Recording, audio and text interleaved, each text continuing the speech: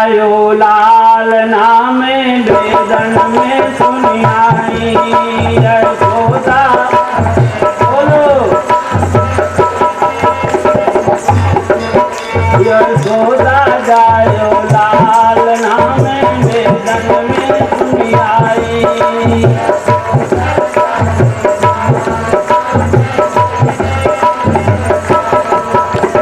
वेदन में सुनियाई मैं जमुना में सुनियाई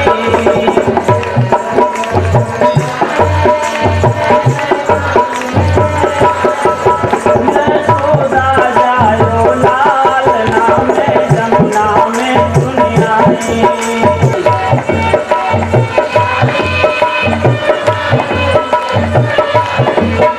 वेदन में सुनियाई पुराणन में सुनियाई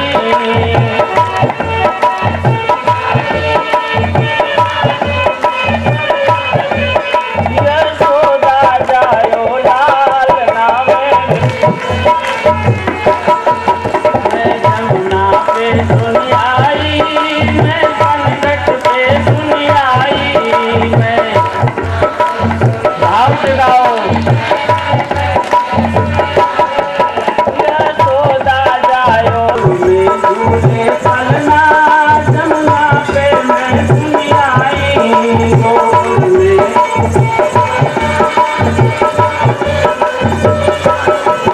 यशोदा जायो लाल नाम वेदन में सुनियाई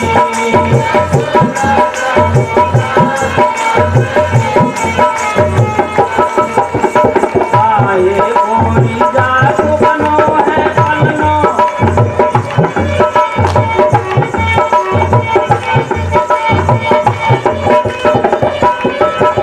काहे के लागे फूल नाम वेदन में सुनियाई काहे के लागे फूल नाम वेदन गोदा को बनो है पलना गोदा को बनो पलना रेशम के लागे फूल नाम वेदन में सुनियाई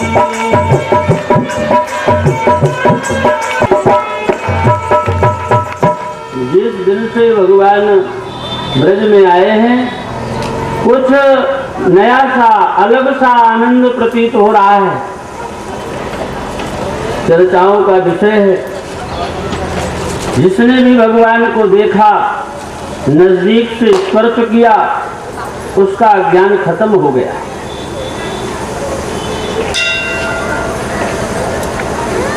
एक दिन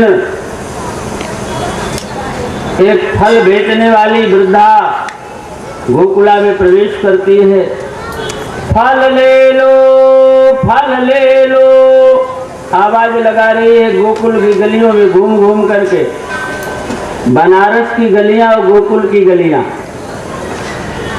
बनारस भी गलियों का शहर है और गोकुल भी गलियों का शहर है, तो वहां भी गलियां हैं।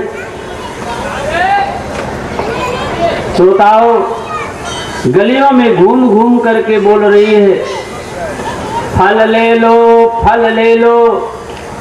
ग्वाल बाल अपनी मैया से जिनके पास पैसा है वो पैसा ले जा करके दे करके फल ले रहे हैं। कुछ ग्वाल बाल बहुत गरीब हैं, वो अपनी मैया से अनाज ही ले जा करके दे देते हैं और फल मिल जाता है। भगवान कृष्ण ने भी सोचा कि मैं भी फल ले आऊं, लेकिन मेरे पास तो कुछ है भी नहीं। मैया से अगर मैंने पैसा मांगा तो मैया मुझे देगी नहीं, पूछेगी क्यों पैसा मांग रहे हो कन्हैया।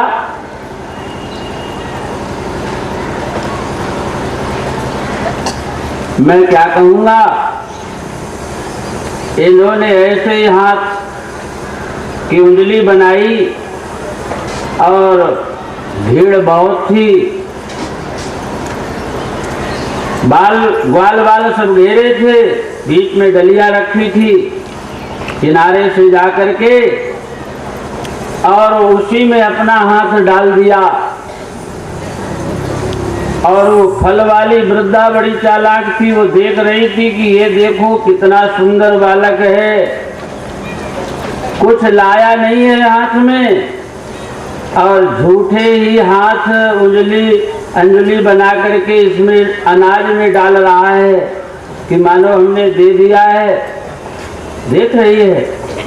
भगवान को देखा, जब उसने देखा चेहरे को तो भूल गई। भगवान इतने सुंदर हैं। कब तुम हमें बेवकूफ बनाने आई हो? मैं गोकुल का ग्वाला हूं। उसने एक फल और रख दिया। भगवान ने कहा और फिर एक और रख दिया। भगवान ने कहा और दो, फिर और रख दिया। ऐसे रखते रखते चली गई। सारा जितना फल था सब भगवान की अंजलि में रख दिया। भगवान ने कहा और दे। बोले वे लाला अब खत्म हो गया, कल आऊंगी तब दूंगी। अपना जो कपड़ा था उसको समेटा, उसी में ढक लिया, बंद करके टोकरी सर पे रख करके अपने घर में चली गई। टोकरी को यथास्थान पे रख दिया उसने। और इसके बाद हाथ पैर धो करके जब शांति में बैठी तो विचार करने लगी कि देखें आज दिन भर में क्या कमाई हुई है।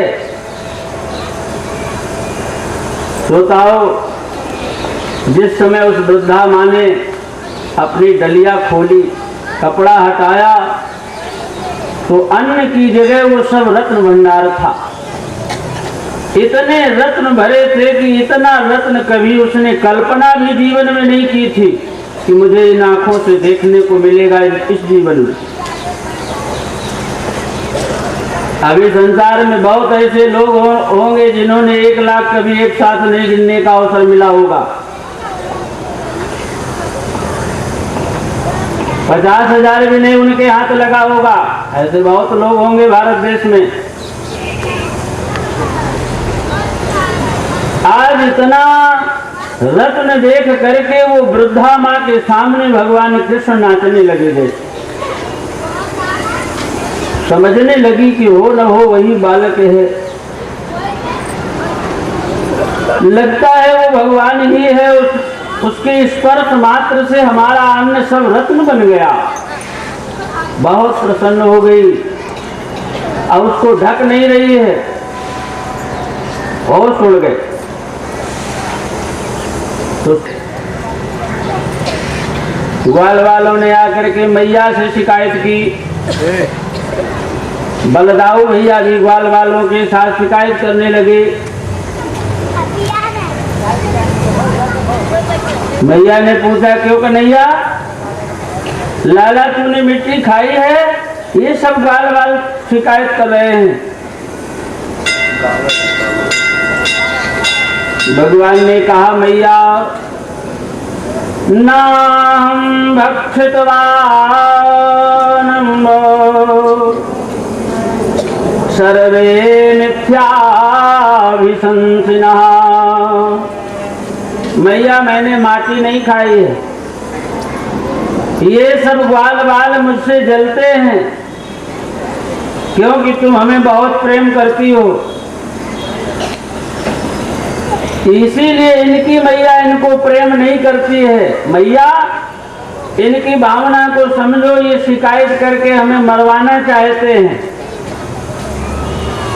मैया ने कहा क्यों बलराम, ये कान्हा झूठ बोल रहा है कि सच बोल रहा है? बलराम जी ने कहा कि इसने खाई है मैया, इसका मुंह देखो ये झूठा है। बात बात में झूठ बोलने लगा है, पता नहीं झूठ कहाँ से सीख गया है। मैया ने कहा लाला मुंह सही, तूने मुंह नहीं खाया, मट्टी नहीं खाई है? कहा ना मैया, मेरा विश्वास करो। भगवान कहते हैं भैया यशोदा से, माटी नहीं खाई मैया